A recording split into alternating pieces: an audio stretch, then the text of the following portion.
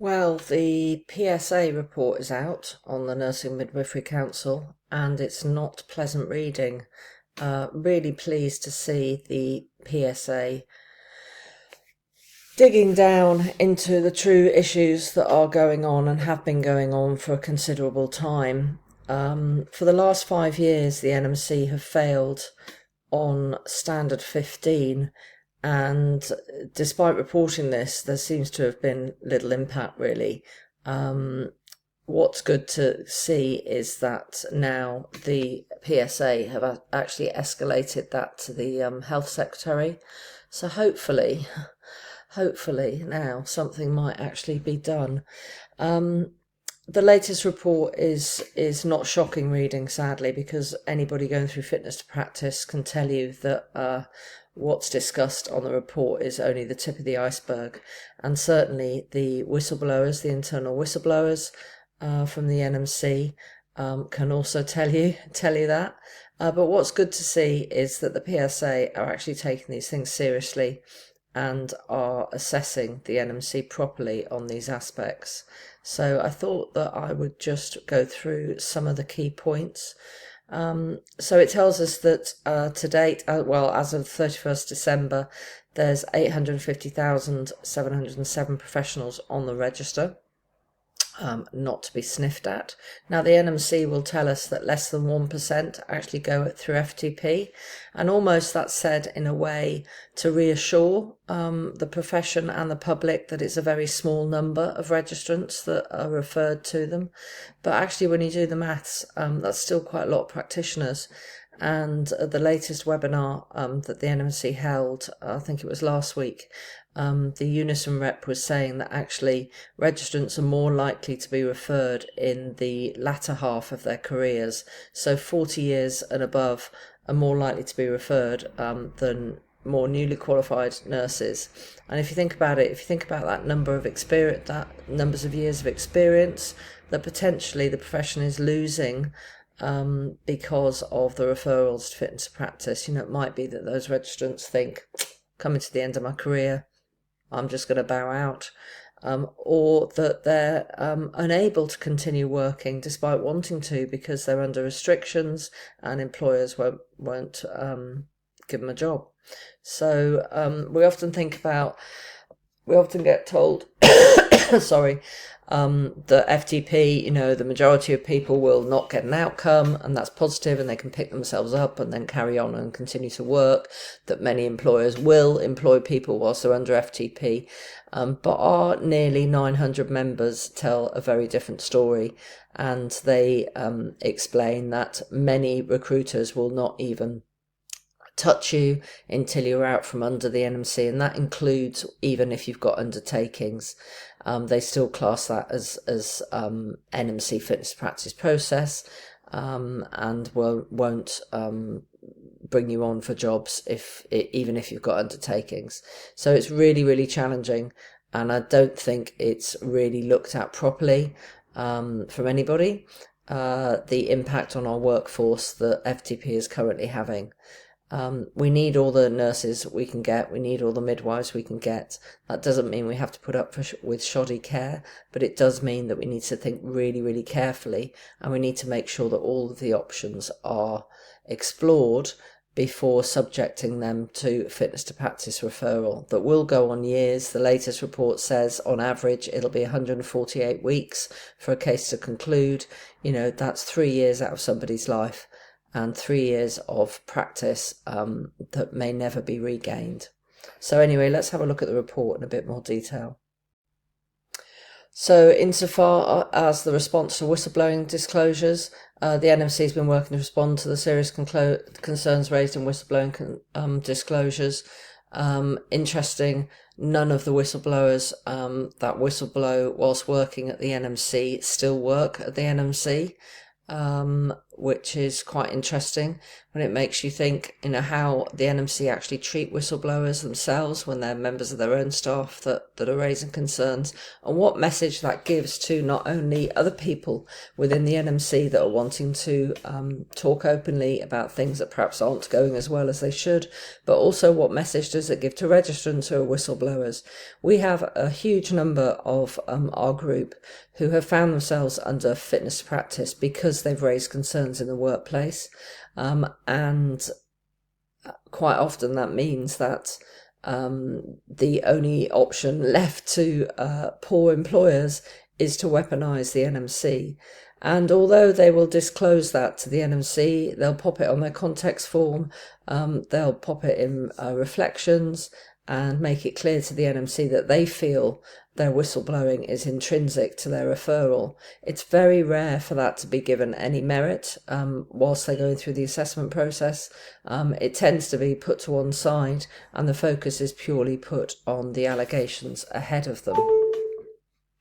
Despite the independent culture review, the work on the EDI is still not embedded effectively, and there is still a huge amount of work to be done on this. And again, we see this with those people that are members of NMC Watch. We're seeing increasingly more and more overseas nurses coming to us, having found themselves referred. And it seems to be incredibly disproportionate. And the way that they're being treated does not seem to be as equitable as their white British colleagues. Education quality assurance, we've heard of many universities being disclosed that the students haven't actually had sufficient numbers of hours to qualify, and this has been found out after they've actually supposedly been allowed on the register or been about to become on the register. There's been a delay with them being allowed to join the register. Now my question would be, why is it so unclear? Why have a number of universities made this mistake? Some of it's put down to COVID, some of it's just put down to error of miscalculation. But if the guidance was very, very clear by the NMC and the checking points were very, very clear, then why were these mistakes made, and not only made once but made again and again? So again, I think it's easy to blame the universities, but I think there's some element here of the NMC just not having their ducks in a row and not making their guidance clear enough for either the people going through their training or the universities that are desperately trying to get these people qualified. The accuracy of the register, well, it talks about the 350 graduates from university training course that were added to the NMC's register when they hadn't completed those practice hours. Also talks about the CBT nurses and other overseas nurses that have been found to need to be investigated when potentially join the register fraudulently. Again, it says that maintaining an accurate register is the core function of the regulator, and a large number of people have been added to the register without meeting its requirements. And then afterwards, sometimes a few years after they've been on the register and been practicing, there's then been an investigation started because there's been question put across whether their joining the register was appropriate or not. That puts both the public at risk and also puts the registrant themselves at risk. And again, if systems were robust, if the NMC's checking processes were robust, we just know how difficult it is to revalidate sometimes and to get clarity over certain questions when you've been through a fitness to practice process and want to revalidate. It's very difficult to get clarification over certain aspects, and I'm sure these students probably found the same thing. So again, the NMC really needs to look at this, take it seriously, and do better. Fitness practice, well, we know that there's a continuing backlog despite the new measures that have been put in place. The employer link service is discussed in quite some detail, But what our concerns would be is if the employer link service was doing what they were supposed to be doing, which is enabling employers to decide when it's appropriate to refer and when it isn't, and namely making sure that employers deal with things locally before they refer and only refer on when there's ongoing concern. Why are we still seeing so many people referred when employer investigations haven't been completed? And why is the NMC not pushing back? And why is the NMC not actually going back to these employers that are referring regularly and doing some proper education with them, and making sure that their chief nurses and heads of departments are actually taking responsibility for this? They audited a sample of cases, and they say these didn't give them serious concern about the NMC's routine decision making. I think our pushback on this would be, how are those cases picked? Who picked them? And were they just picked randomly, or were they picked out by the NMC themselves? It would be good to see a bit more transparency over that.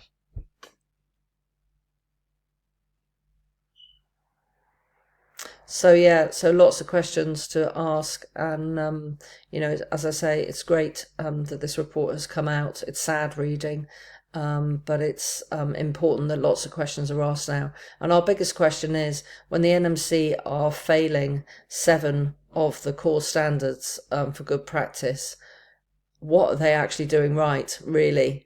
And why is nobody stepping in? Why is government now not stepping in properly? It's been a year since the Rise Associate report, and still the standards are not being met. If anything, the culture is worse at the NMC, and we would want to see government stepping in properly here and looking at what needs to be done, whether it needs to be disbanded and started again, whether it needs new senior management put in that actually have teeth to be able to do something about this. I don't know what the answer is. Not an easy fix, but certainly it is not working at the moment. It's failing the public, it's failing our patients, and it's also failing our registrants. We haven't had disclosed yet the numbers of suicides this year, but last year there were 6 registrants who took their own lives before their case had been concluded. A couple of those were actually cited with the coroner's office as well, that the NMC was intrinsic in that decision by those registrants to take their own lives. And we need to do better. Everybody needs to do better, and they need to do it urgently, because this is just having a massive impact on our profession and ultimately our patients, and it's just not good enough.